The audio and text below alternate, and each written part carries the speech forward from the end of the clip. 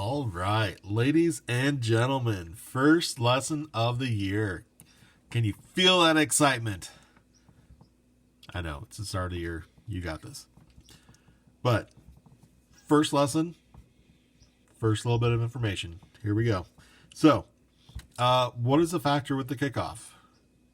Well, you might be going, factor. What would a factor be? Well, a factor is going to be any number that is multiplied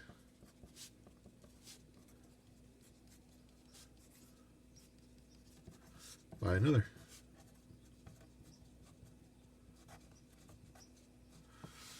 So, say to get 6, we could take 2 times 3. Well, 2 and 3 would be factors then of 6. Or if we did 3 times 4, would be factors of 12. Now, 3 and 4 aren't the only factors of 12. We could take 2 times 6. We could take 1 times 12. But all of those would be factors of 12. So they're any numbers, and it could be 2 numbers, it could be 4 numbers, it could be an infinite amount of numbers. But if they're multiplied together, they're going to be factors. So where that comes in is, well,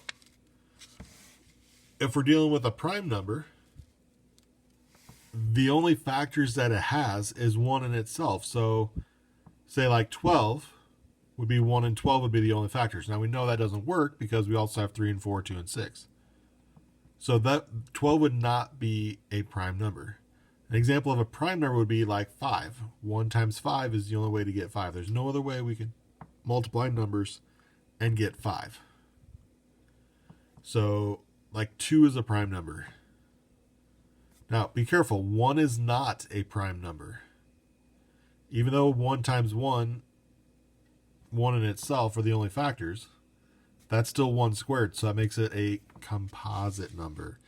It is when we have more than one set of numbers that are factors. So 1 in itself. So 1 and 1, well, there's 2 1s there. There's not just 1.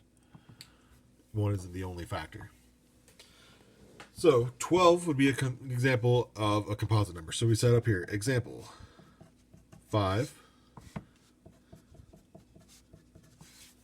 Because the only way that we can break down 5 would be to 1 and 5. There's no other way we can do that.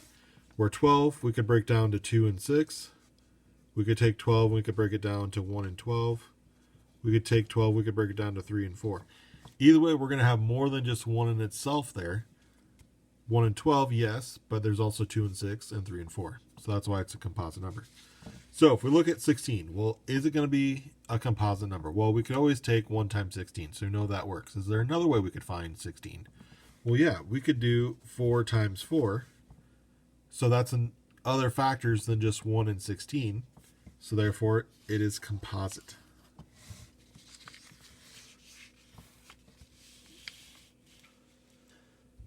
$97. Well, 97 is a bigger number, so it's a little harder to tell what we're doing here. But if you think about it, can we divide 97 by 3? Well, no, because 96 would and 99 would. 97 is kind of in that gray area. Now, something to keep in mind with prime numbers. They will never be even. Because any even number, you can always take 2 times the number to get it.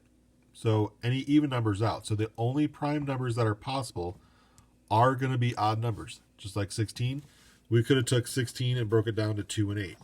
Well, 2 times the number. If it's even, it's going to have other factors. Odds are the only ones that are going to be prime.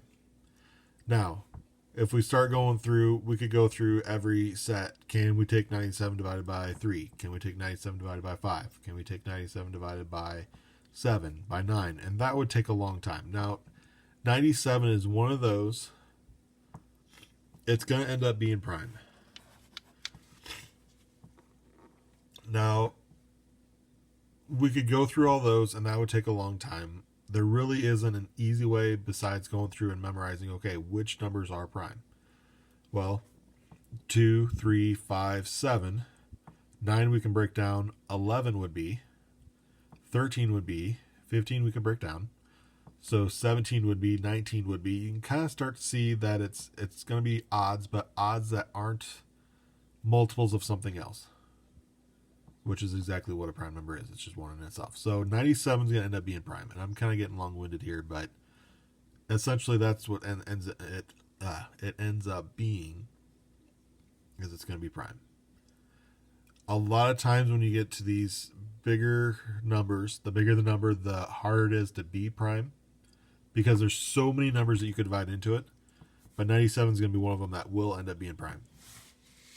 Now, the other way you're going to get problems is like this, where it's going to say, hey, which of these are going to be composite? So which of these could I break down into other things? Well, 24, I know I could do, say, 3 and 8. So, yeah, it's composite. It would be one we would pick. 48, well, if I take 24 times 2, I get 48, so I know it's composite. 27, well, okay, so here's our first odd. So here's our first option of could be a prime or a composite. Well, could I break 27 down? Well, yeah, I could break it down by 3, 3 and 9. So this one's composite as well. And 38, you start thinking like, well, that's kind of a weird number, but it's even, automatically composite. So any even number will automatically be composite no matter what. Now, be careful with your wording. The last one, it says which of these are composite. Here it's which of these is not composite. Now, notice how it says are. Are is usually plural, so there's going to be more than one answer. Keep that in mind. Here it's is, so is singular, so only one of these won't be composite. So 57, is it composite? Well, it might be. It's odd. It could work. We'll come back to it. Number 9. Well, we can break down to 3 and 3, so we know that one's not it. 15, we know we can break down to 3 and 5, so we know that one's not it. So this is something, too, when you're going through at these, if you're not 100% sure, you can start going, okay, well, can I break these down into different things? And so you start thinking of, well, can I eliminate some options? If I know there's only one answer, let's get it down to where it's an either or sort of thing. Well, let's start with 57 here now. So 57 we know is odd, so it could be prime. That could work. So again, think not composite means prime. And my marker is not working. There we go. So can I break it down by 2? Well, no, it's not even.